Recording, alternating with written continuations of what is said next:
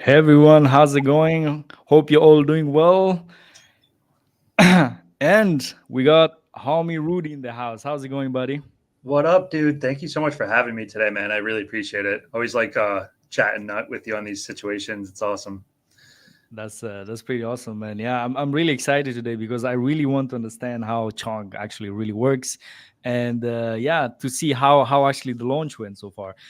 I'm seeing already some few people in coming in. We got 15 people here, Nice. and already some few questions here out of the bat. But I'm gonna get back to it as well. But Rudy, you looking a bit tired, my friend. How's it going, man? You didn't get much sleep or what happened? You know what? I slept last night. It was amazing. I probably got my first full night of sleep since this thing launched. So, you know how crypto is. It's a 24-hour deal, and you got to be there. Like especially in these early stages, running the ship is really important, and making sure like all the things are in the right places. And luckily, we have a really good community and people that have stepped up in a big way to help out, and they're really like adopting Chunk as their own as well. So shout out to you guys, man. Thank you.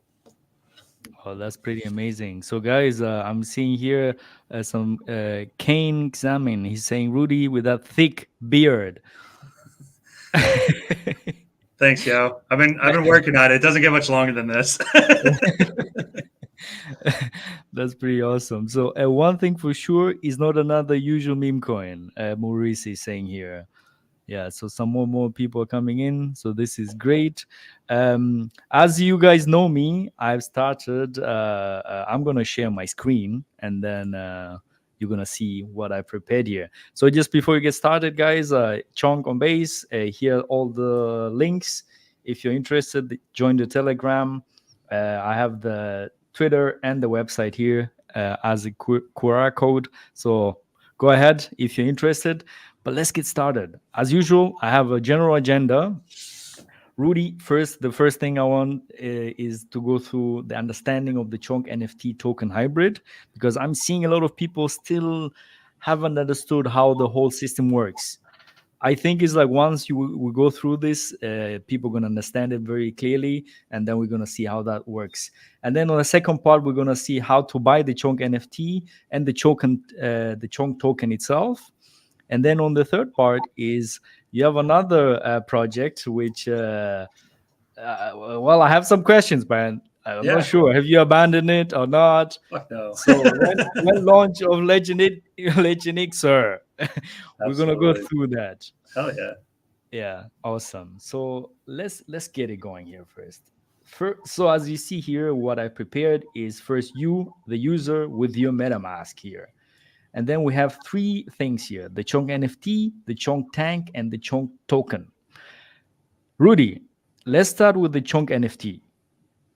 Yeah, so essentially what this is a NFT token hybrid, where essentially like you guys have seen in a lot of the tweets, I say chunk is chunk because the chunk NFTs equal exactly 420 million chunk tokens, and they're interswappable through the chunk tank. So it's kind of like the first part of this was like an NFT mint, just like any other NFT.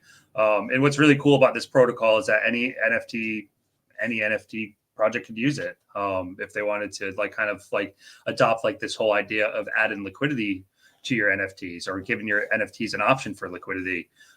So essentially, we did an NFT mint that was on Friday. The initial mint price was 0.0242 ETH, and they minted out so quick. There was a small white list, and then the rest went for public sale. And I think it was like an hour and a half, and it was like I opened up a spaces, and like everybody was like, "Oh my god, they sold! They're gone!" I was like, "Fuck yeah!" So it was super fun. They really sold very quickly, which is like a perfect scenario in a lot of ways, and a dream kind of outcome, especially when you're launching a project like this that's can kind of be confusing for people when they're first coming into like the Telegram or whatever. They're like, "What is this?" Like a lot of people hear NFT and they're like, you know what? I got wrecked back in 2022. Like, I'm all set. Like, NFTs aren't really my thing. And listen, I get that. And, personally, like, I love the NFT projects, but I also really love like tokens and like, especially tokens with like cool, innovative mechanisms. I love memes. So it's really cool that we were able to actually really like exemplify like the whole meme-fi thing and create something that's DeFi, but also create something that's memeable, right? Like fat cats, obviously. Like who doesn't like a nice fat cat unless you're allergic? But yeah. So that's my long-winded response to that. But long story short, we did the NFT mint on Friday. They minted out super quick. And then on Saturday, we launched the token, which was a really, really, really incredible experience for me. I mean, we have a really small team. It's just me and the dev. He works in the background. I work in the front. You know, he helps with the smart contracts and like the D app and everything. And essentially helping to try to tame, you know, we ended up having to kind of pivot last minute with the token launch, especially because of the fact that there was so many scams. Like there was a honeypot scam that ran up to like 8 million market cap, obviously, because nobody could sell.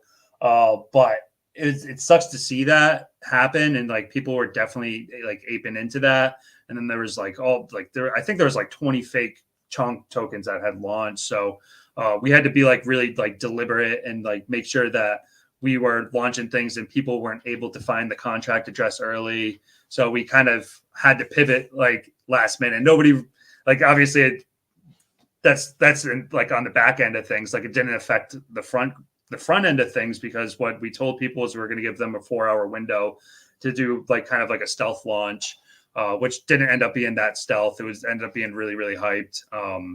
And yeah, we navigated the best we could. We got it out there, added liquidity to the pool, dropped the contract addresses as soon as that happened. And it just went absolutely berserk. So that's kind of like a high level of what happened in the background. So now with this protocol, you have a couple options here. So if you have an NFT, like you can actually sell that NFT on OpenSea, just like any other NFT.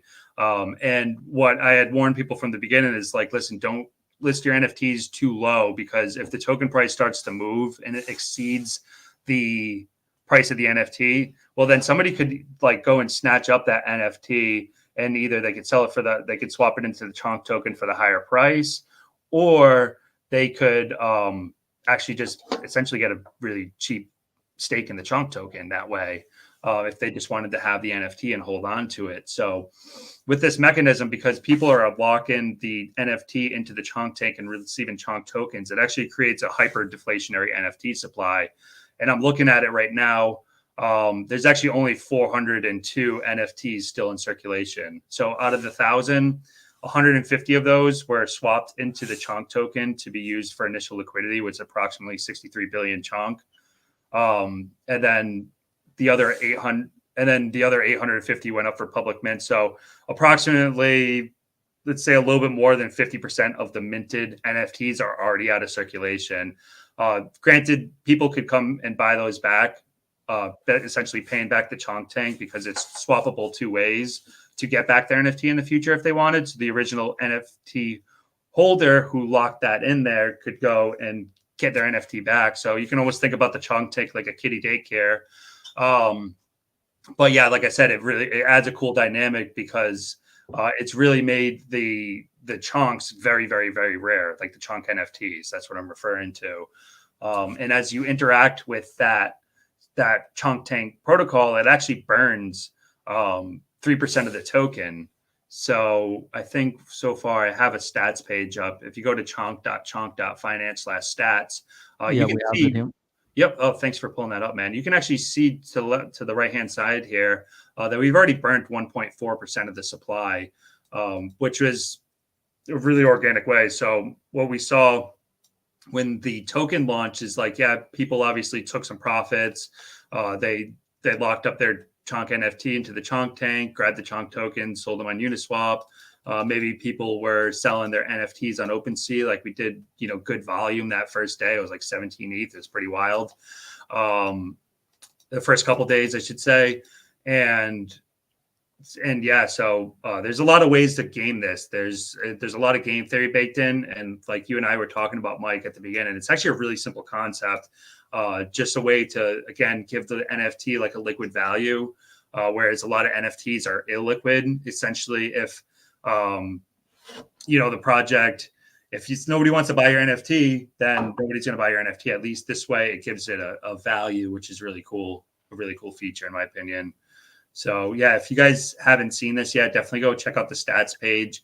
It gives a really good overview of the protocol and what's happening, like what the actual circulating supply is, what's locked into the Chonk tank, et cetera, what the actual market cap is. Like right now, our actual market cap, like we've been holding pretty solid here between that 800K to $1 million range.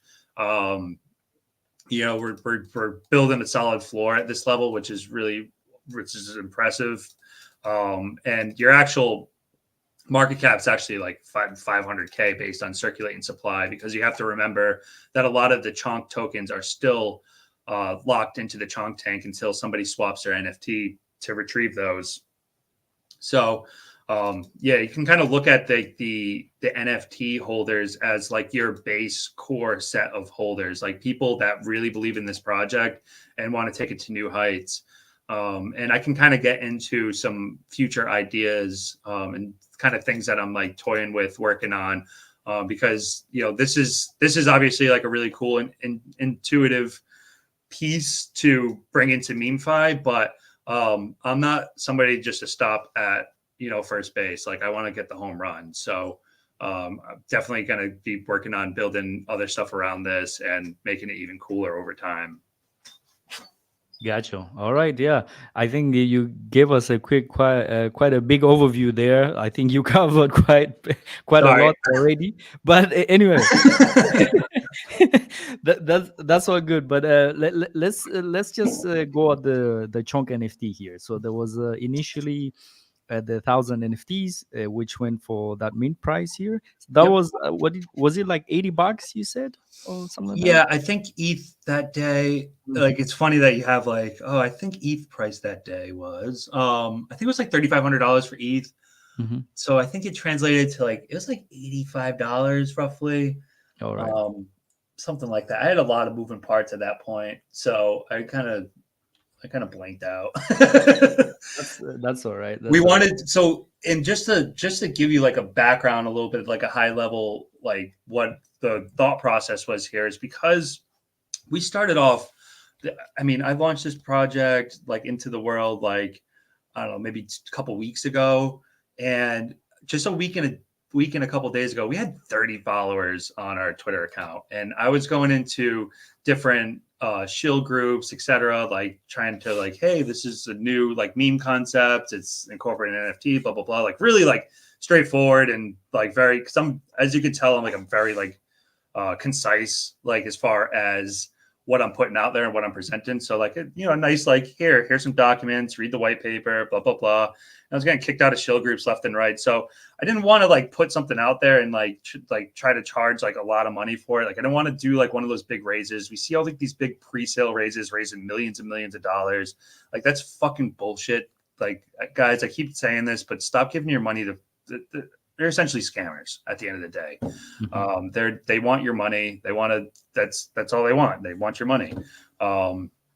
So again, I wanted to just make it kind of just enough, right? So instead of charging like $100 to $200 for the NFT, or instead of just charging as little as $50 for the NFT, I kind of just tried to place that in the middle so that it was fair, that the barrier to entry was like just enough, that it wasn't like, like the last thing I want to do is put something out there and it's like you're like, oh my God, like, why are you charging this kind of money for this? And it's like, well, once it launches, you'll see. Like we'll see what we're actually trying to do. So yeah, And that's there was only one tier of NFT? yeah, there's all the same.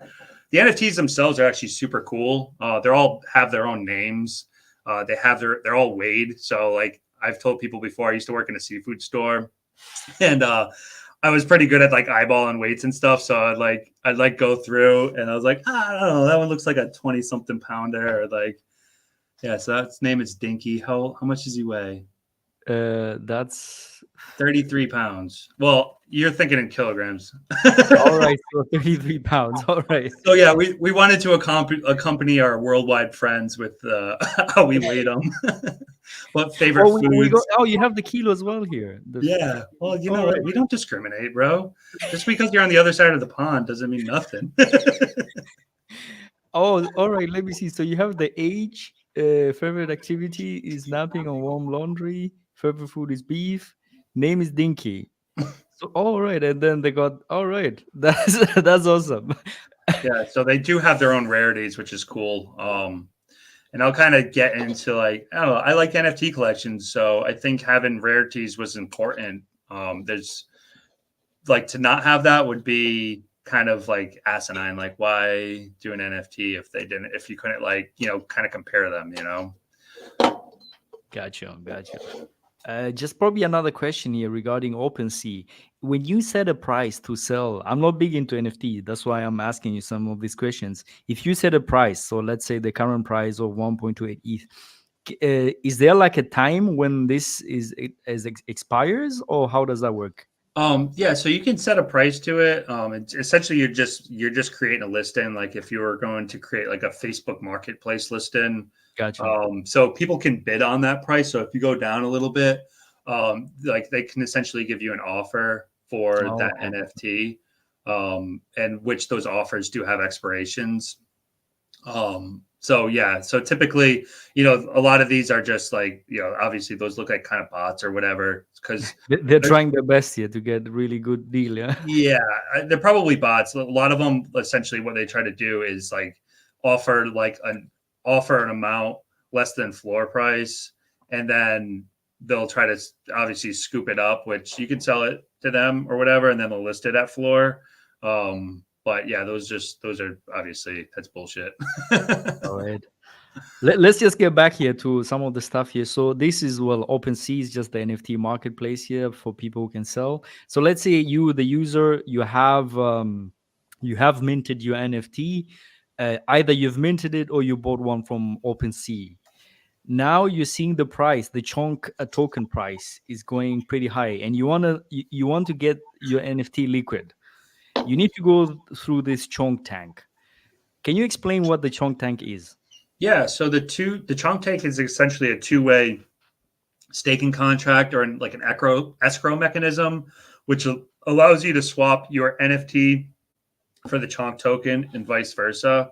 So if you wanted to get liquid on your NFT, you would swap it into the Chonk tank. And I use the word swap because that's what people mostly use.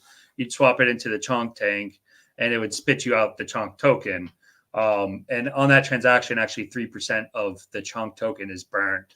So it does have like a positive feedback loop for the protocol because it takes an NFT out of circulation, making the NFT more rare, and it also makes the token more rare because it's burning a percentage of that in the process. Gotcha, gotcha. So I mean, so there's a 3% burn in both ways, right? Correct. Creating an NFT and burning an NFT. Correct.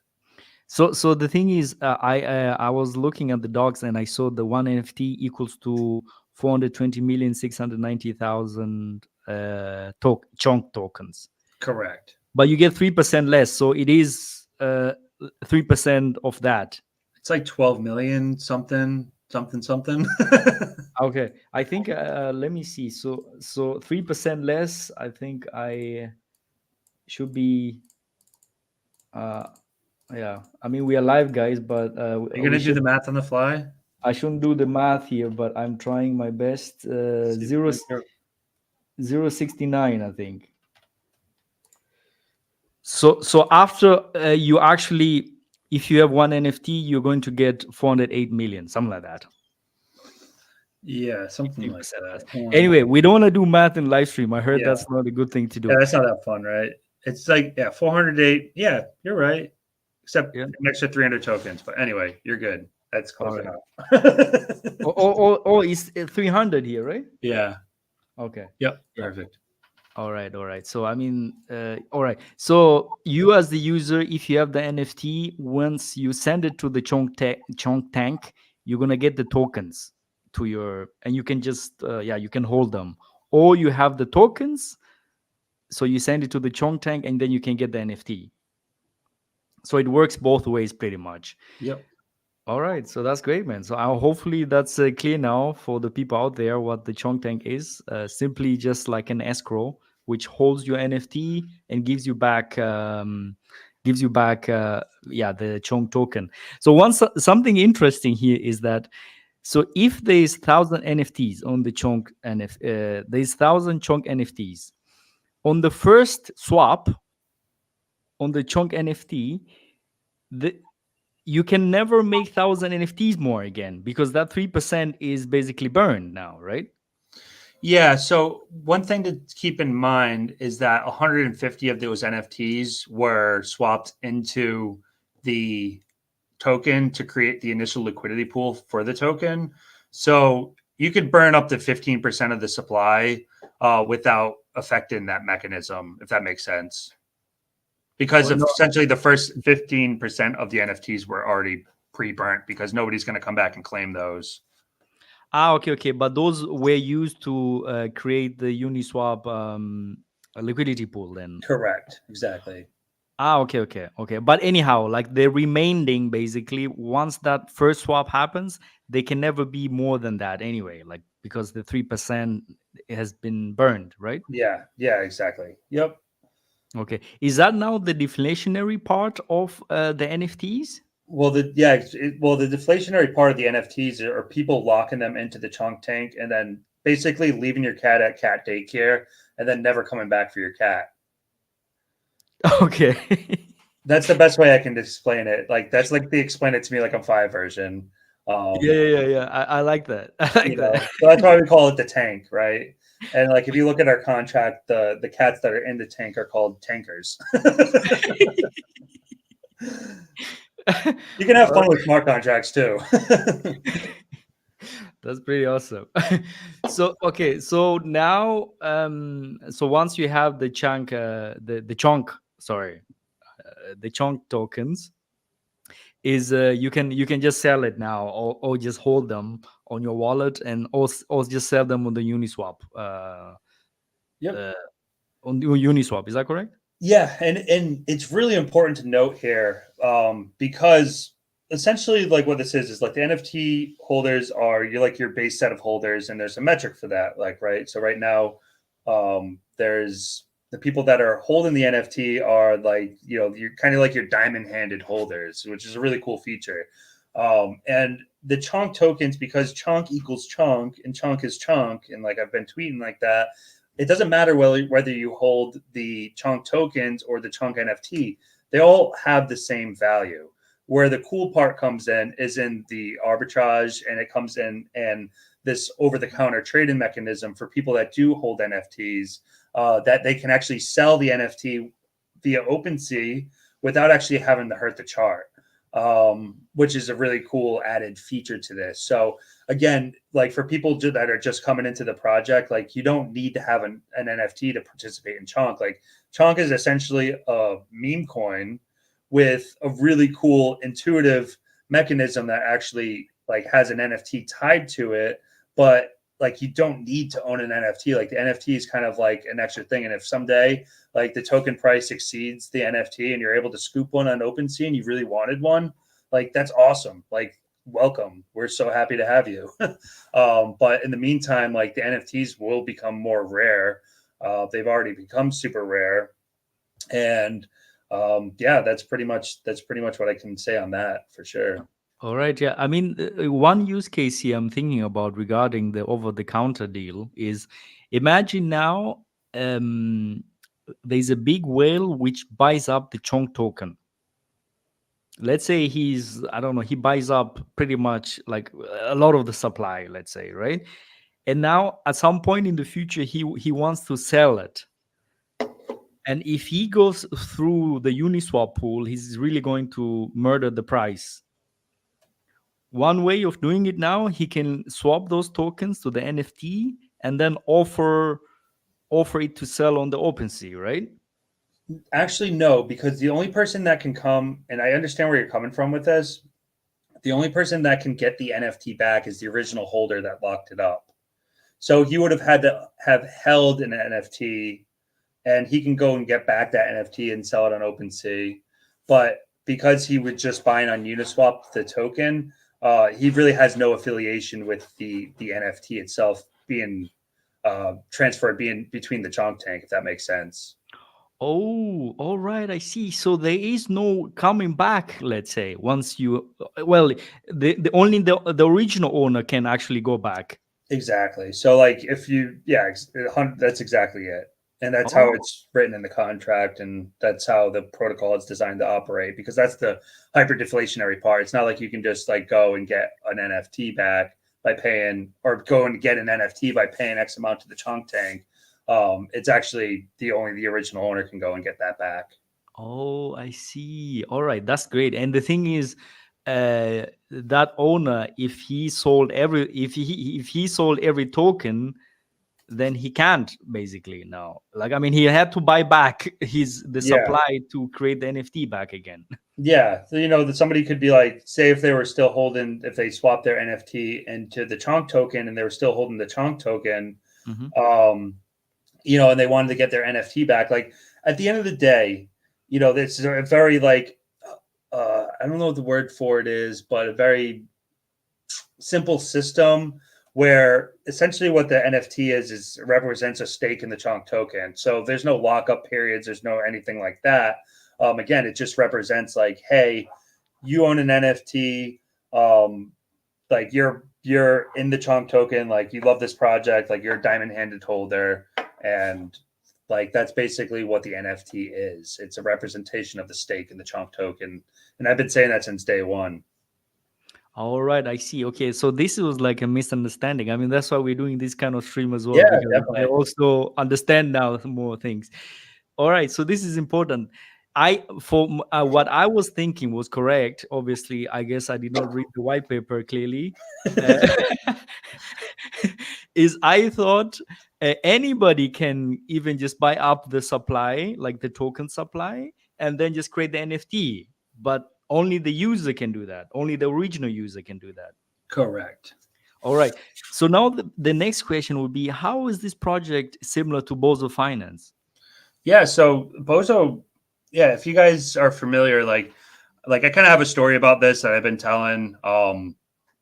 Basically, I came up with this idea for another project that I was working on back in early January. I was driving down the road one day and I was like, how can I do a token and an NFT project? I don't want to do an airdrop because that just introduces a ton of sell pressure into the chart. Like people get something for nothing, like they're probably going to sell it. Um, and I didn't want to have to burn the NFT to get something else, because the NFTs are really cool. You don't want to necessarily have to burn them, especially like in this case, like you don't want to burn your cat. So like the next kind of train of thought was like, what if they had to lock that up and then they could receive the token in return? I was like, that seems a lot more doable. And actually, then all the game theory started coming to me. So obviously with the NFT, you can sell it on the secondary marketplace. But at the end of the day, what the most important part is that it links the value of the NFT and the token because of the supply metric. So in order to get a wholehearted, full scope of the supply and how it's distributed among holders, is that you have to look at both the chunk, like what's in the chunk tank, or I'm sorry, the NFT supply and the token supply, and kind of combine those, right? So yeah, that's definitely something important. Now, did you actually have a question about Yeah, that? yeah. I What mean, was the the question question was again? like, how is this similar Oh, to the Bozo Finance per se? sorry, I told you I'm tired, bro. Yeah, so Bozo is really similar. I came up with this concept. I was like, this is really cool. I got in touch with my dev. I was like, dude, I want to build this. He's like, you're fucking crazy. I was like, I know. And so we started building it, and all of a sudden I see pop up on, probably on Twitter somewhere, this project called Bozo Finance, where essentially it was the same thing. It was, this escrow contract where you could swap your tokens for your NFT and vice versa. And I'm looking at the chart and I'm like, what the fuck? I was like, this thing ran up like crazy. Like, um, I think at one point the NFTs or the NFT swappable value was like 70 or 80,000 or something when it was at its peak market cap. I want to say it was like 60, 70 million roughly. And then right now, I haven't looked today, but those NFTs are really valuable. Actually, I'll pull it up right now just so I'm not spitting nonsense. Um, The floor price listed for the NFTs is 184 Sol. So that's about $34,000, and the swappable value for the token is approximately $25,000. So this thing definitely had a big run up. And looking at the chart, like actually the price chart on like Deck Screen or whatever, it took them about 30 days to take off. I think because of like the concept and stuff, it's like a really new concept. But yeah, again, I came up with this idea and then I discovered that it was a thing and that it's working. I was like, wow, this is a really great proof of concept. Like, um, I can't wait to bring this to an EVM chain, which kind of like is a good segue into like why base, right? Base is becoming like basically the new Ethereum, like a faster, better, cheaper way to transact using your Ethereum assets, but on a chain that's quicker, super easy to work with from a development standpoint, and honestly has been a dream. Like I'm so loving base, and I know a lot of other guys are too. That's amazing, man. Yeah, we definitely. I prepared something here regarding base because I'm also looking into. Well, I have been investing in base already, but that's why I prepared some of these analytics to look into some of the chains which are kind of hot at the moment. Mm-hmm. But just before we jump into that, regarding Bozo Finance, do you know if their system is also the same, whereby only the user can create the NFT back again? You know, it's like as Yes. So I'm looking at their stats, and actually, it's not loading what's in escrow and what's in circulation, but essentially, it's the same is the same. Okay, kind of situation. Yeah. so only the original user can recreate the NFT back into. Yeah. So Okay, again, it's the word for it is a hyper deflationary NFT supply, gotcha. which we've already seen quite a bit of them get locked up and they're gone forever. Those cats will be, well, they're not gone forever. Somebody could come and get it back if they wanted. But essentially, as far as we know, like maybe they sold and like they're onto some other project or whatever. Who knows? Gotcha, gotcha. Yeah. No, but that's something interesting because I think that was something which I think I misunderstood a little bit Yeah. because I thought you could like anybody can recreate those NFTs again, but actually only the original user can do that. So that's something important. So let me give you another question, but probably this is a bit of a segue in some ways. How is this different to the ERC 404? Yeah, so that's actually a really good question because a lot of people are, when you say like hybrid NFT or like NFT token or whatever, they think about 404s, and 404s are like cool, right?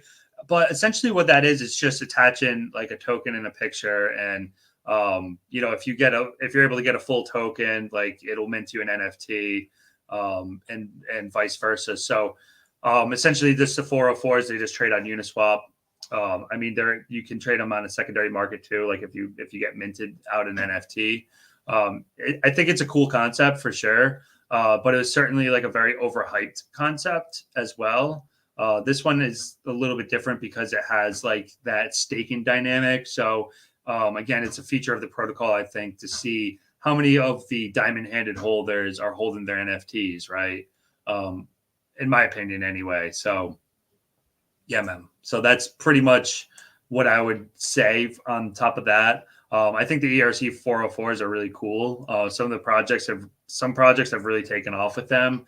But this is definitely different because this is essentially an ERC 721 and an ERC 20, and combining those and creating just the liquid NFT concept with the hyper deflationary NFT supply. Like I really love the idea of creating scarcity, and that's why this idea really intrigued me, and that's why I wanted to build it. Yeah, that's pretty awesome. Yeah, because I mean, that's why I thought actually the NFT token hybrid is very similar to ERC 404 because in ERC 404, literally any user can create the NFT. Correct. Right. But If in you're this able to, way, the NFT token hybrid, it seems like only the original user can create that. I mean, you can also probably write uh, the smart contract in a way that anybody can recreate the NFT. But anyhow, we don't want to go too deep on the technical level yeah, here. yeah, definitely. Yeah, but that's very interesting. So let's go back to base because for whatever reason you chose base. I think you mentioned some of the stuff already, and I think before we started the interview here, you mentioned also that there's a lot of whales on Ethereum which don't like Solana so much, and they would like to go somewhere where there's a bit of action going on. And you mentioned that they might be choosing base. Like, probably, let's explore that thought a little bit. Yeah, I mean, in my opinion, like, well, it's not even my opinion. It's kind of more of a general fact, but ETH whales don't want to sell their ETH. Like, they want to hold ETH. They've been in ETH for a long time. They've been trading using ETH. They don't want to sell their ETH and move to a different chain, especially like Solana. Like, I'm not hating. Like, I'm kind of chain agnostic in a lot of ways, but Solana's like, got that centralization factor and the big VC backed money situation and the stop and go traffic and, congestion, et cetera, et cetera. Like, we can go on and on about Solana. However, I think that a lot of ETH whales want to actually hold on to their Ethereum. And what this does with Base is, like, you can bridge in your ETH, you don't have to sell it. And then it evolves like an opportunity for like the little guy that doesn't have money for $100 swap or $30 swap to get into beam tokens, to get into NFT projects, et cetera, et cetera. So yeah, it's definitely interesting, like, in concept, and the fact that they didn't come out with just like a base token, I think was really smart because, again, if you want the most adoption and Ethereum has the most adoption, it's kind of just taking Ethereum to the next level. And like I said, it's like the new Ethereum. It's the Narnia of Ethereum, if you will, like, where you can go and peacefully trade your tokens without getting robbed by fees. So yeah, I have huge conviction in base and like its adoption and like what they're doing and how they're building it, and especially like being Coinbase's layer 2, being able to onboard the next 100 million users into to be able to onboard the next 100 million users into crypto is a big fucking job. It's so hard to be able to learn how to like use Uniswap and use MetaMask and everything. Like, I remember when I first started, I was like, what the heck is this stuff? Like, it seems like a foreign language. And then you start to learn the ropes, and the easier that we can make it for people to be able to get into like DeFi and stuff, is the more that crypto and Web3 and all of that is going to get adopted. And I think that's really important and a really important mission. So yeah, we have this month coming out the new Base wallet, the new Coinbase Smart Wallet, which is supposed to, which I assume, I don't really know too many details on it, but which I assume is, going to enable a lot more DeFi transaction, as well as you're going to be able to actually bridge in any ERC20 token into Base Chain, which is going to create a lot of interest in liquidity, supply dynamics, et cetera, with tokens that are already pre-existing. Yeah, so I'm really excited to see like the future of Base. As we can see, like, it just popped off so hard. I love it. And it was funny when I went to go launch this project. I was saying it to some people, like, I'm thinking about launching this project on Base. They're like, "Oh, dude, who's using Base?" I'm like, "Bro, look at the numbers."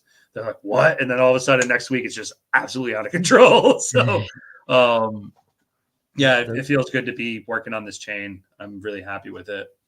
That's great. Regarding numbers here, I've actually prepared something here because I'm also, quite invested in base, some few base tokens. And here, just one comment here from King Mine, or whatever his name is.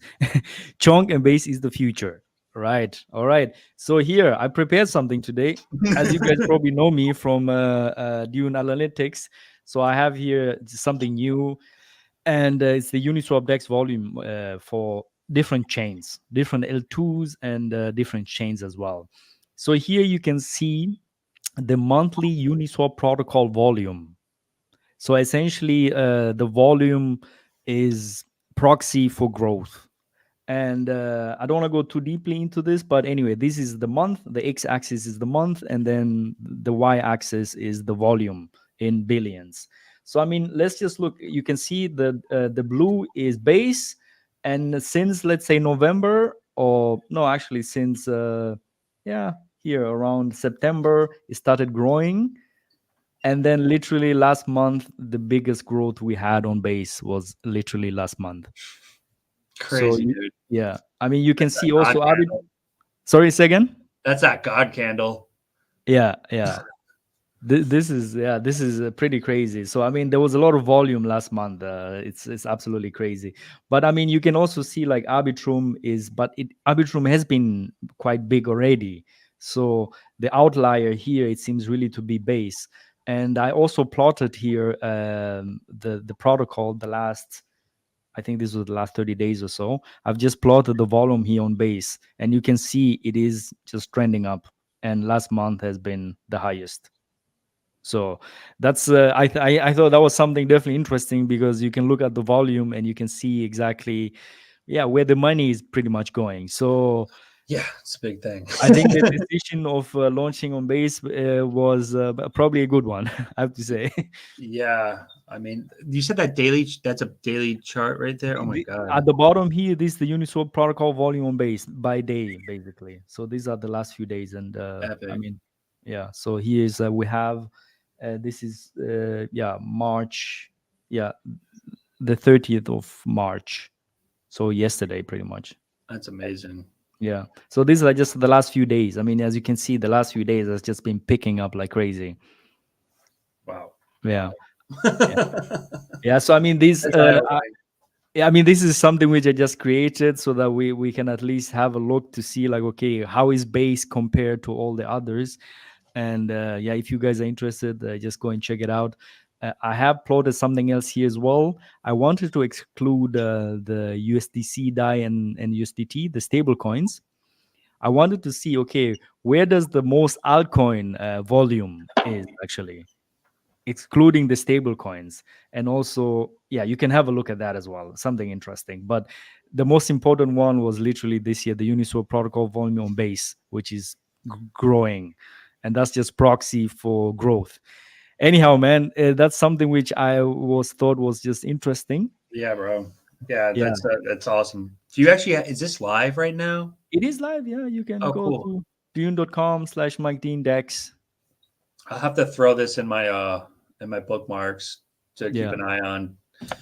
That's really cool. I love yeah, that. And yeah, I mean, it goes to show like the big trend of people going to base. And I know with this project, there's a lot of people that have bridged to the base for the first time. So in a lot of ways, like we're helping to onboard people into base chain with Chonk, you know, and it's absolutely, nice. man. Like I live in the US, but like with Coinbase is the most major exchange. You know, it's the biggest on off ramp for crypto people to get into it, and being able to take your take your assets from Coinbase and move them to Base, it's within a matter of minutes if you have a MetaMask wallet.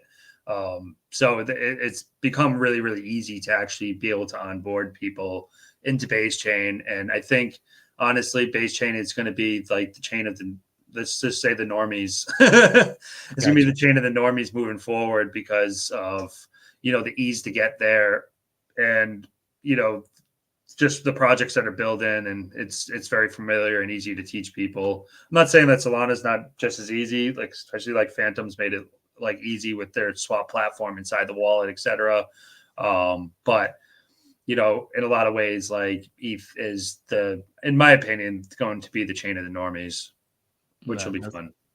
that's pretty awesome, man. So I think before I want to go through. I mean, you mentioned this a little bit earlier as well, but I think at the beginning you just gave us a quick overview. I would like to go through the Chong statistics again, because Yeah, to just yeah, probably let's just go through some of this stuff here. So we have sure. the initial supply, the 1,000. Just go through some of the stuff here which we think is important for the Yeah, viewer. I'd love to. And just for you guys maybe coming in and learning about Chonk for the first time, like I've been doing like these daily Chonk spaces where I'm talking about the protocol, going through the numbers, kind of looking at the hard data. Like I really like data. I really like kind of looking at like what's happening behind the scenes. So that was really important for me to be able to bring like a cool statistics page so you guys can actually have like a one-stop shop to look and see what's going on. So just taking you through this here. The top number there is the NFT swap value. So that is like if somebody was going to swap an NFT for the Chonk token, that is the dollar amount, what it would be worth. Below that is the initial NFT supply. That's 1,000. And then over to the right of that is the net NFT deflation. So that's the number of Chonk NFTs in the Chonk tank. So if you're going to look at that number, well, it's 598 minus 150. Again, those were for the initial liquidity.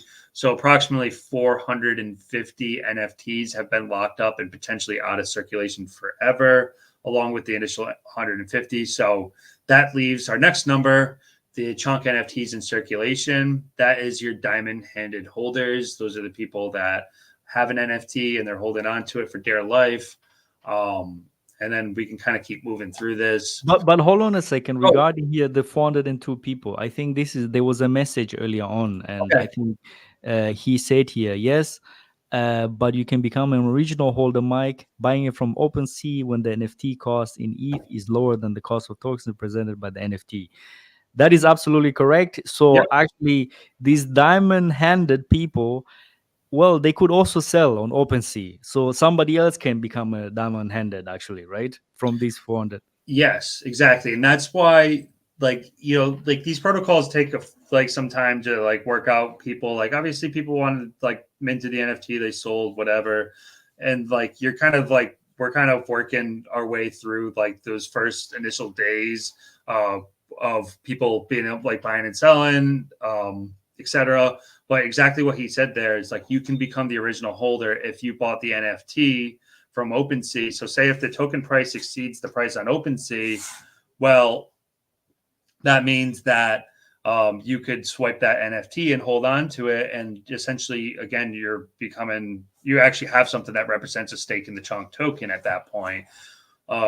So when I look at the OpenSea price and I see that the price of the NFT is 1.29 ETH, that goes to show me that there's people that care about this project, that believe in the project. Like, we've all been in NFT projects before, and like somebody gets like the golden goose egg and like list it for 100 ETH or something like that, and it's a representative factor or a representative number of what people believe this project to be valued at, right? And if you believe there to be a lot of value here with an intuitive mechanism and a great community and something that's a little bit different because we're not your average meme coin, then yeah, you'll list your NFT a lot higher. And if you look at Bozo as a great example, the NFTs are typically listed at a premium over the token price. And those guys do that, number one, because they believe in the project. And number two is that if the token price goes on a ripper, and then all of a sudden the NFT might look really cheap on OpenSea, right? So it kind of works both ways. That's interesting. Yeah, probably let's continue with some of the stuff here of the stats. Yeah, so initial supply 420 billion, 690 million. Right now the price is 5018. And if you keep on moving here, you can see like the burnt supply and the current the current total current supply. So that's approximately 414 billion. We burnt 1.4%, which is approximately 6 billion tokens so far. And if we keep on going here, the Chonk tokens locked in the Chonk tank. So those are essentially the percent of the Chonk token that is locked up and out of circulation, which is 40%. And on the other hand, you actually have that leaves you the circulating supply of Chonk. So if you take the 404 billion minus 169 million, you're left with 245 billion Chonk tokens in circulation. And if you guys understand like market caps and stuff, which most people do, if you're taking the total supply minus the locked supply, right, which is the tokens that are locked in the Chonk tank still, that leaves you the total circulating supply. And then you times that by the price to be able to get the actual market cap for the protocol. So the actual market cap is a lot lower than what you'll see on like Deck Screener, etc. So yeah, we're sitting around a $450 million mark. I'm sorry, 450 million. I wish 450,000 market cap for actual based on actual circulating supply, and approximately a $750,000 market cap based on the fully diluted value. And that's generally going to be the number that you see come up when you go on CoinGecko, when you go on Dex Screener, when you go on Dex Tools. So yeah, that's pretty much the run through there. That's pretty awesome, man. And I liked your slip up there with the 450 million Maybe someday. market supply. No expectations of the work of others, like the Richard Hart bullshit, like I always say. Yeah, that was a nice slip up, guys. I wish. All right, so here we have the chart as well. So I mean, okay, for new people coming in, it's like, oh man, this chart looks like forever going down. What's the story here? Can you explain to us here, to the viewer?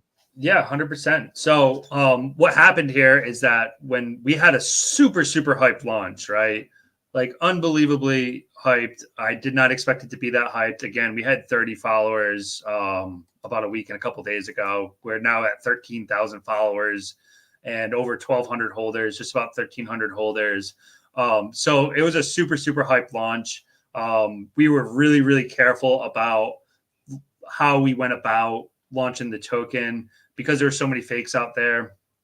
And there was a lot of people like really hounding, and you know, like these launches are really hard to pull off and to do well without somebody coming and sniping all the supply and everything. And on the back end, like we're like trying to figure out like, all right, well, like what can we do to make sure that this doesn't get totally fucked?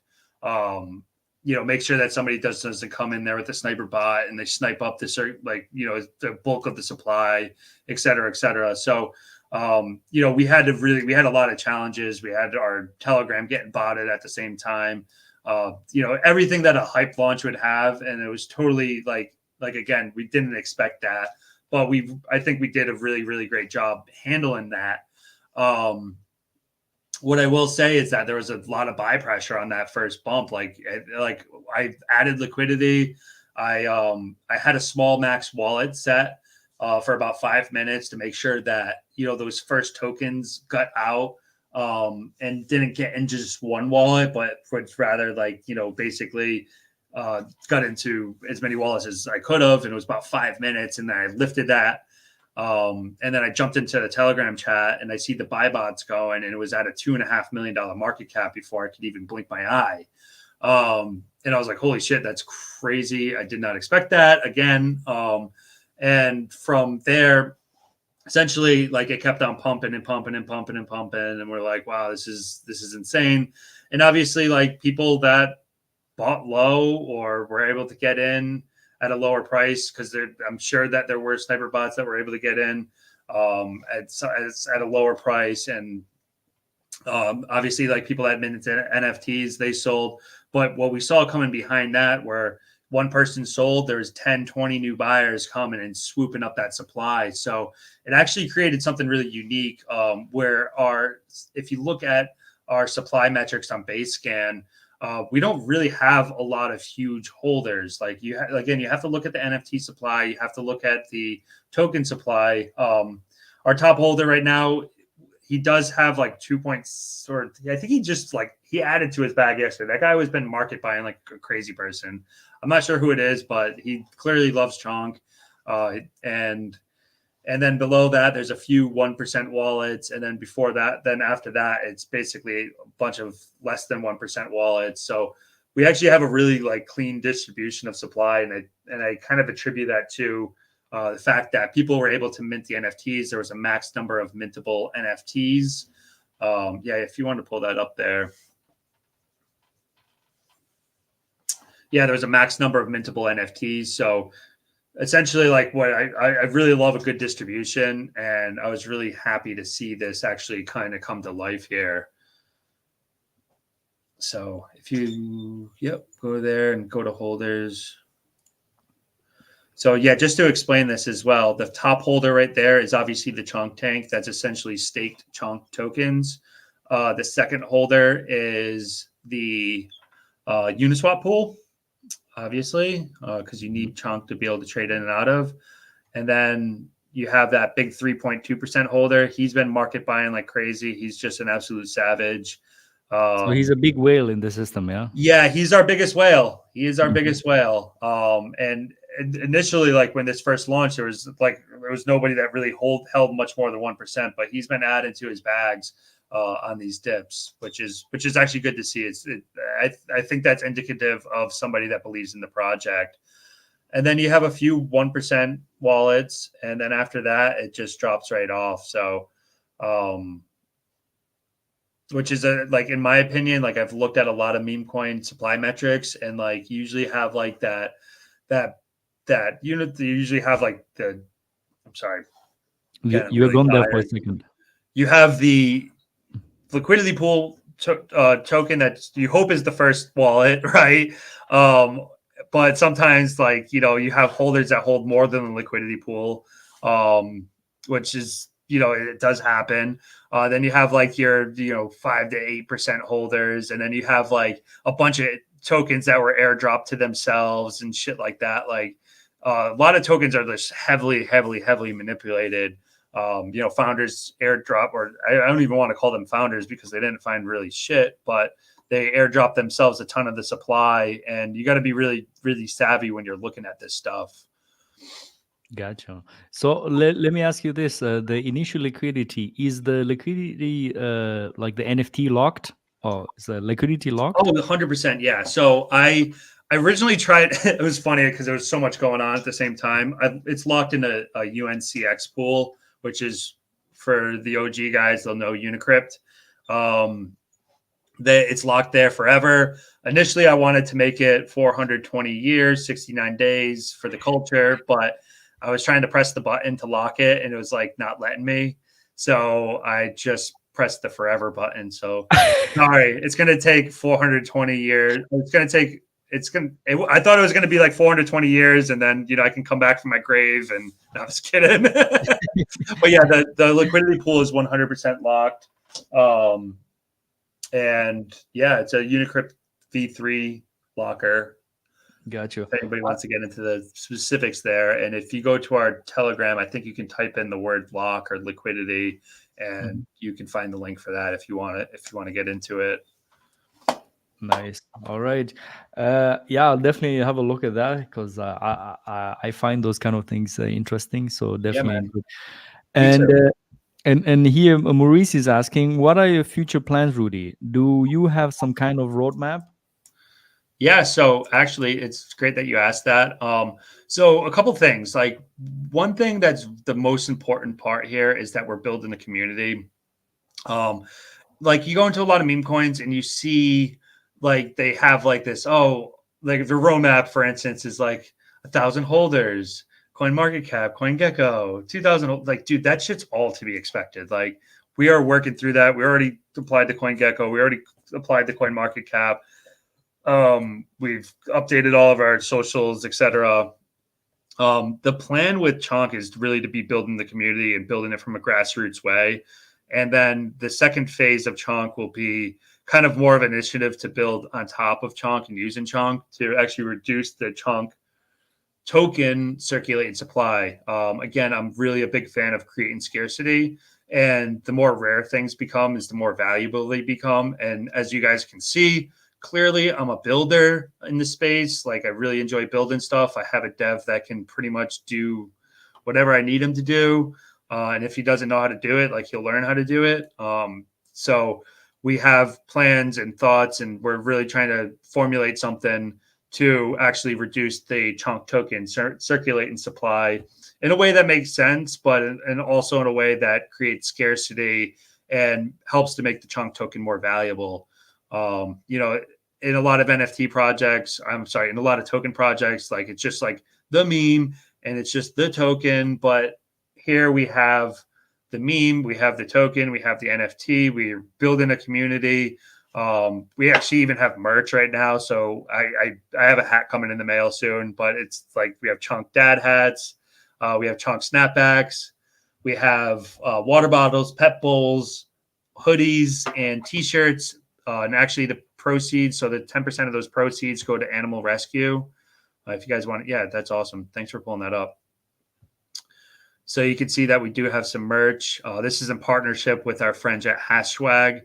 They are just getting going with their company, and we thought it would be a really great way to collaborate. The goal is to make Chonk like a household brand. I think it's a great way for people to get into crypto in general, is to get behind a community that like cares about the community. And like what I'm learning through this project, man, is how gate kept a lot of crypto really is, and how manipulated a lot of it really is. And it's really eye opening for me as a project founder, because we did not take a team allocation here. Like I minted some NFTs just like everybody else on the market. Um, and I have, very reasonably small, like regular bag. Like I'm not holding like a crazy amount of supply or anything like that. Because I really wanted Chunk to be for the people. Like I really wanted it to be like a grassroots project where people could feel welcomed into a community, feel the vibe that like we're doing something different. And yeah, so that's what I have to say on that. So as far as like a formalized roadmap, like there will be more revealed over time. Like we can build a lot using Chonk. And again, like I'm a builder, man. Like I am not just walking away from this project. Like I want to see this thing really, like obviously I'm here. I don't know many other doxed meme coin founders like talking about their projects and shit. So yeah, I'm here. I'm working every single day. Like right now, we're really working on building the community, though. I think that's the most important part, and getting people to see like what we're doing and what we're working on. So yeah, most people will be coming in and probably buying the token off of Uniswap. But right now, what we're doing is building our base set of holders. Like we're holding the floor here.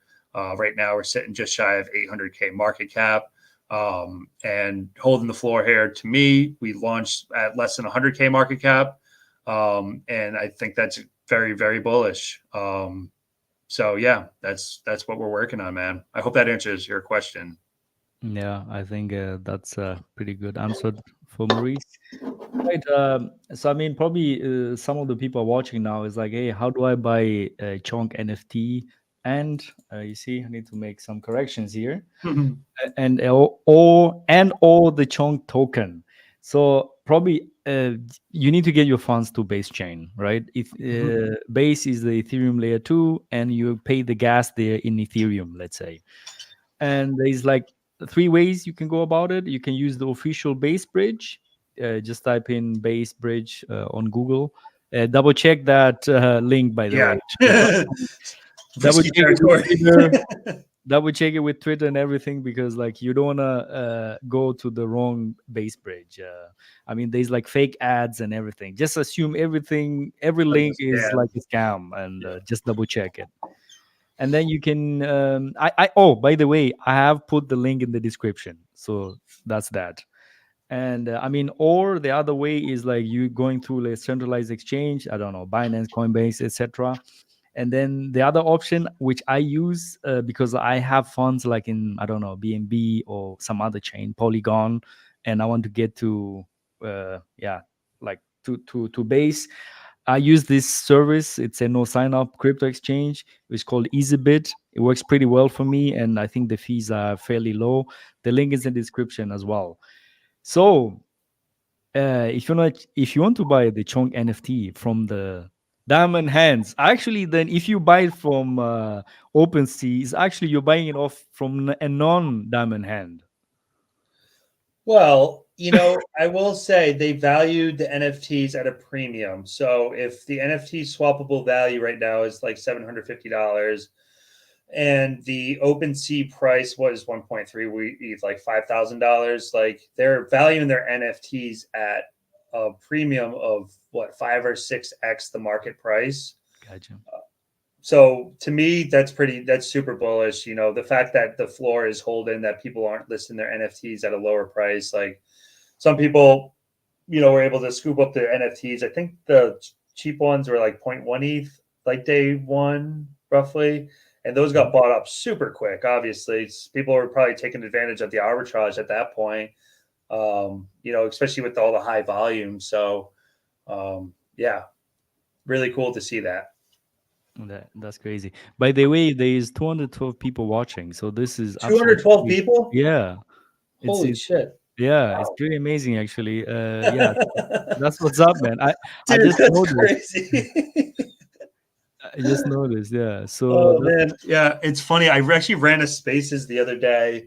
It was just me talking to myself for 45 minutes. It was like 8:30 in the morning my time, and I looked back later on, and 1,000 people had tuned in throughout the day. I was like, 1,000 people care about what I have to say. Like, I guess I might be doing something right, or maybe they. I don't know. Like, and that's something like I really want to be able to keep the two-way dialogue open with the community. So you can see that I'm super active in Telegram. Number one, and number two, like these spaces, like I want people to hop up and ask questions and like let's figure out like ways that we can grow Chonk together. Like at the end of the day, like this is 100% decentralized protocol. Like the token is renounced. Um, the liquidity is obviously locked. The Chonk tank is 100% like totally just like I can't do anything with were it. there All it audits does is on the? what's that? Do you have audits for the Chong tank actually? So actually, I had these contracts audited for my other project. The only things that we changed were the naming conventions. So instead of like claiming ransom and paying bounty with the Gotcha. dragons, it's called claim chunk and pay chunk. Gotcha. So yeah, the contracts had technically been audited for another project. Like we just changed like the names around. If you guys wanted to see the audits for that other project and 100%. I mean, it's out there. It's actually on the docs for that. We didn't go through another audit process with this because it was the same. The token was actually the same exact thing. Gotcha. It was just again we had to change the naming conventions to make it make sense for Chonk. Okay. Where can the people find the audits? Links to the audits? If they want to find the audits for the audits that we got for this contract on the other project, Yeah. you can go to docs.titanlegends.win. And in there, there's a tab that says audits, and we got them audited by uh, George and Dead Roses, and I forgot the company name of that George runs. What is it? Drawing a App blank. dot. He does a lot of the Titan X projects. Go to docs Oh, sorry, docs. Okay, docs. docs.titanlegends.win. Yeah, so the guys that you guys are watching, this is my other NFT project. It's a project built on Titan X right now. Titan X price action has been very poor. So instead of sitting on my hands and waiting for it to come back around, I wanted to launch a proof of concept of this hybrid NFT on base chain. So you guys can definitely check this out if you want. But yeah, Oh, if you here's go the over audit. here to audits, yep. Oh, it's Gotcha. Hunter Security. Yeah, that I totally drew a blank there. But we had 2 audits done Mhm. on these contracts. It's the same exact contract, same token contract, and the same staking contract. However, again, we just changed some of for the more technical people, we just changed some of the naming conventions within the contract. Again, from in this project, Titan Legends, it's claim bounty, pay bounty. And this project Chonk, it's claim Chonk, pay Chonk. And there's like like I said, like the tankers, like the chunks that are in tank, et cetera, et cetera. So you can actually go look at the audits here. Basically, why we did 2 audits is that first audit, they'll find what needs to get fixed. You fix it, you go over it with them. Tell them the reasonings, etc., like of what you're doing and what you're trying to accomplish. And then the second audit, we actually found 0 risk. And yeah, so this was actually for a marketplace. This is for our staking contract, and this is for our token on Titan Legends. Obviously, we don't have a marketplace with the Chonk project because OpenSea is perfectly fine for that. What I wanted to do with Titan Legends is actually make it so people can transact in Titan X. So for that, we needed to build our own marketplace as well. So yeah, as you can see on the second audit, there was 0. There's no. We were able to fix everything and go through it all. So yeah, so this stuff had been audited. Again, it was just changing some naming conventions to make it make sense with the Chonk tank. That's pretty awesome. I mean, you mentioned Title Legends, so that's the next point. Oh When shit. Legend is third. Yeah, so again, What happened, man? Did I you do have another. abandon? Well, what happened is totally out of my control. And it's actually LGNDX. LGNDX. Yeah. Yes. Anyway, so basically, Legend X is the Exactly. token. Give the people a bit of context because I think there's some newer people here who don't know where we're coming from. Yeah, I don't want to get into this too much, but Yeah, yeah. because this is more intended to be chunk. So I came up with this concept for Titan Legends, right? And Titan Legends is an NFT project, and the first NFT project built on Titan X.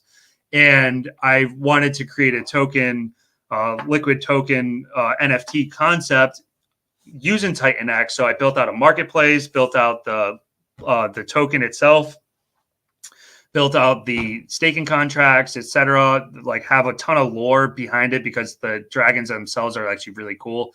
The NFT is a dragon, and so we launched this back in January 18th of this year. The NFTs sold out, relatively quickly. It took a week or two, and like I didn't really like lead anybody on to what I was actually building on the back end until I dropped it because I was like trying to build some anticipation through the NFT holders because we were the first NFT project on Titan X. And long story short, Titan X is a hyperinflationary token where the goal of the token is to get as much supply into as many people's hands as possible. And overall, I don't want to get too deep into this again, but overall, because of the hyperinflationary supply metric and the buyback and burn, the burn of the protocol and the buy pressure from people coming in, I think people kind of became disillusioned because essentially, like, you guys have to understand Titan X to like kind of get it, but I think people became disillusioned because when they're seeing the price keep moving down and stuff, and it's designed to be a longer term protocol, and I think it just underperformed a lot of people's expectations. So for me to go ahead and launch uh, the the token on top of Titan X using Titan X paired liquidity would have been an absolute fucking disaster. So it's better just to keep the NFTs intact. And in the meantime, we had actually done a migration to Pulse Chain.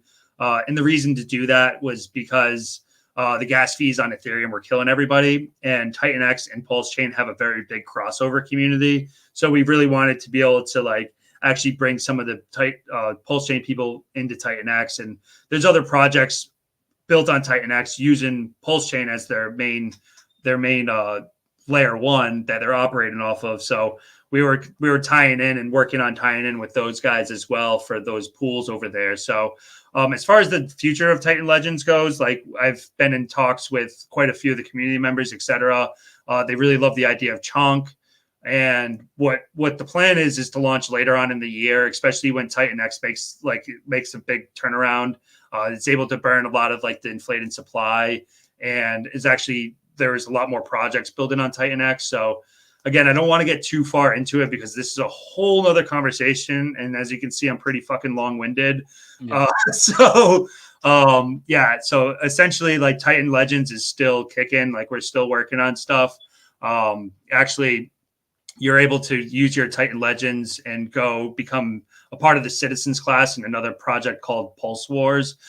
So if you guys have a Titan Legends NFT and you're watching right now, definitely go and check out that project. It kind of adds like another little utility to the project for now while we're in, we'll just call it hibernation mode for now. Got you. So you haven't abandoned the Definitely project. not. I'm Oh. not a quitter, bro. It's All just right. again, like I said, for those guys that maybe don't know, but Titan X is a very interesting token, and I really love the protocol. However, launching at the time that we wanted to launch would have been a disaster. A lot of the protocols are experiencing like a very much a volume shortage, and I didn't want to sit on my hands with the projects that I'm working on. So again, we can kind of consider Titan Legends in hibernation until later on in the year, where personally, I think Titan X is going to make a big comeback. I'm still super bullish on the project, and everything's built right now and ready to go, and it'll perform a lot better when Titan X is on an upswing than when it's on a downswing. So, yeah, Got you. that's what I got to say on that. No worries, man. I think that was pretty clear for the people who are holding the Titan Legends NFT. Anyhow, I just wanted to add that into this interview because I think there's definitely some few people here who are holding the Titan Legends NFT, and I wanted to give them also something.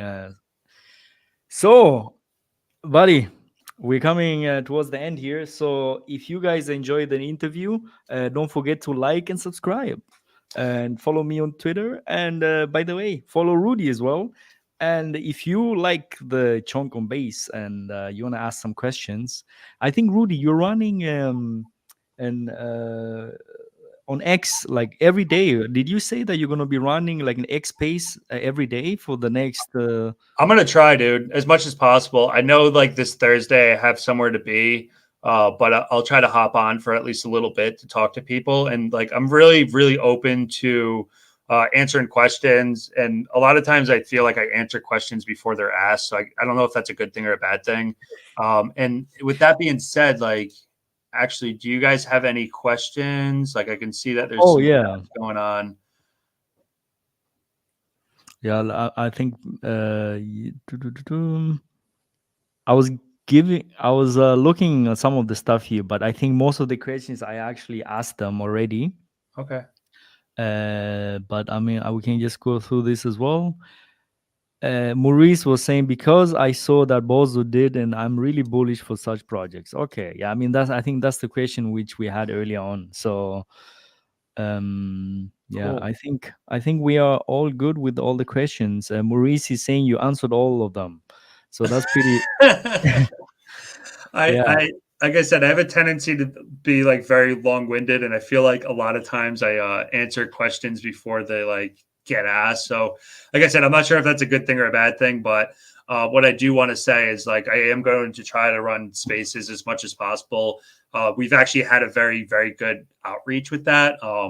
Like surprisingly good, and the community's like been really active. Luckily, like last night, I was able to sleep, and I woke up and like there was new people in the Telegram and there's new people. There's actually there's new people in the Telegram as well as like new followers and stuff on Twitter. So yeah, we're coming at the point that we got like 1,300 followers on Twitter, 1,300 holders, and again coming from like zero, coming from absolutely zero. So if you guys want, you can follow me, Rudy Kazuti 7 on Twitter. Um, we can you can message me anytime, man. You can message me on Telegram. My Telegram is just Rudy Kazuti. And I just want to make note, I will never DM you first, especially with this project going on. There's actually been a lot of people trying to impersonate me on Telegram. There's been a lot of scams. So there's no airdrop. People have been getting added to fake Telegram groups about a free airdrop for Chonk. There's zero free airdrop right now. I will never DM you first. So if you want to reach out to me, please just reach out to me, say what up.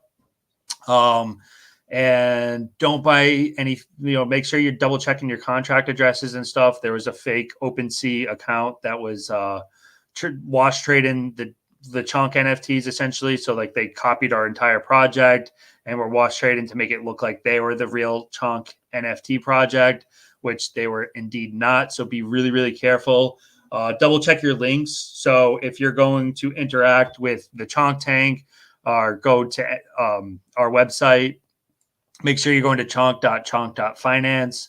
Over there, you will be able to, like, if you want to interact with the Chonk Tank, you can connect your wallet. But again, be really, really careful. These scammers are very, very clever and they want to take your money. So be super careful.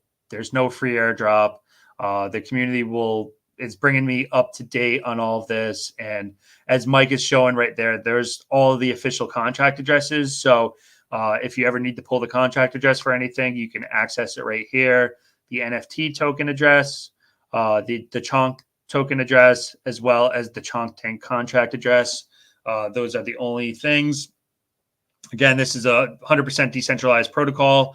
I have not renounced the NFT contract yet, just in case some metadata needed to be updated. But I do plan on doing so in the future. However, the token itself is renounced, as well as the Chonk Tank contract. There's no owner functions there. I can't really do anything with it. It just is. So I really like to emphasize the fact that this is really super decentralized and that this comes down to the community and the community's efforts to make this the best that it can be. So fucking let's chunk on.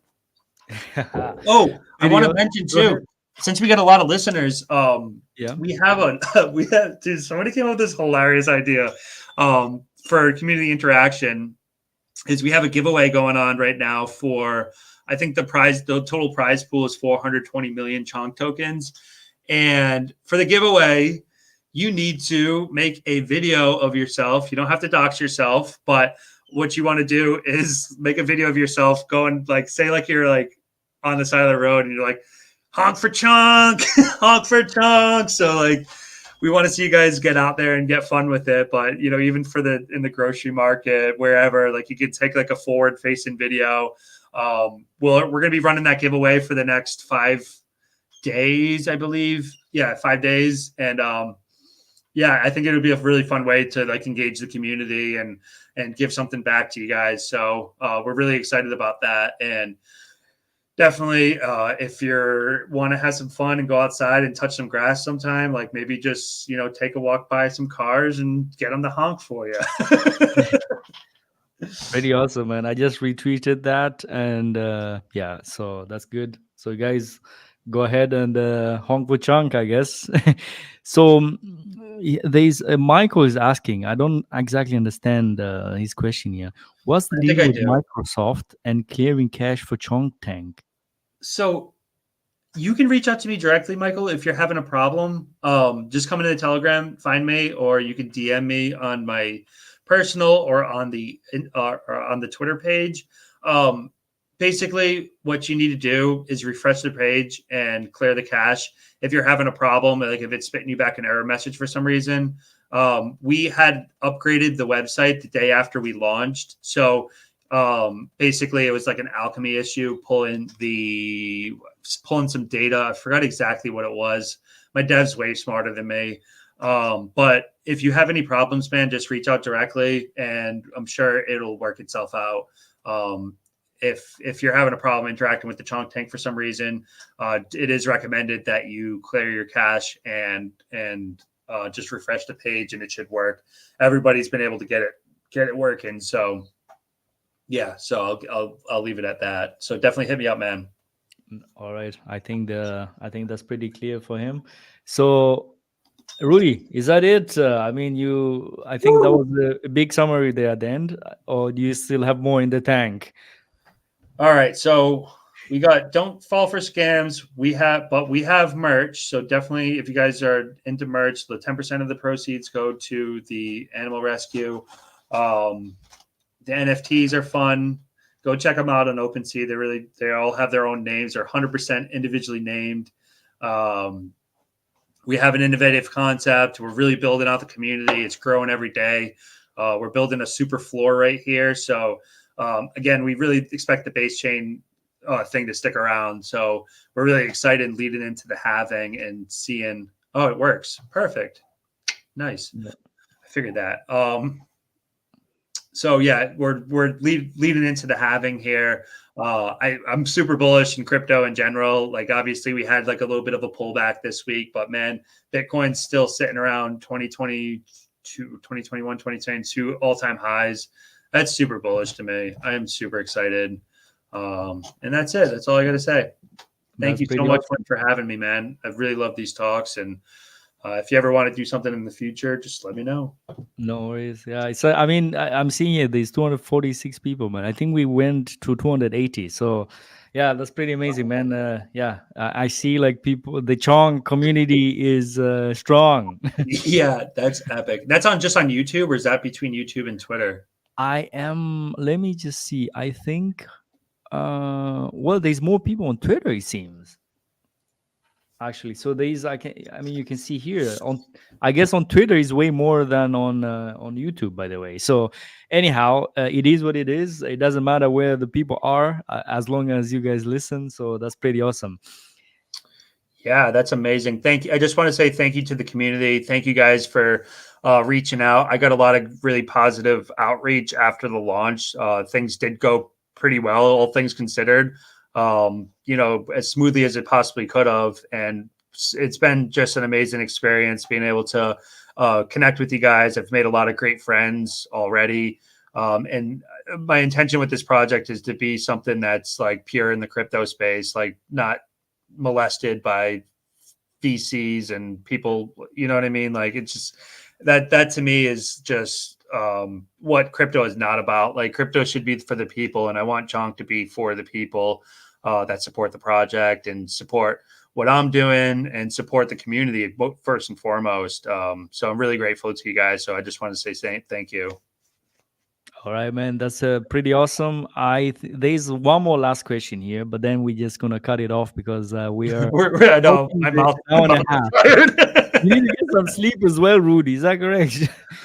I would love to. I don't know if Yeah. I'm allowed to though. Oh, so he's the bad dog creative. I mean, come on, man, you gotta be a cat or something, right? He's asking, is there anything coming after Chong? Do you see this leading into another project?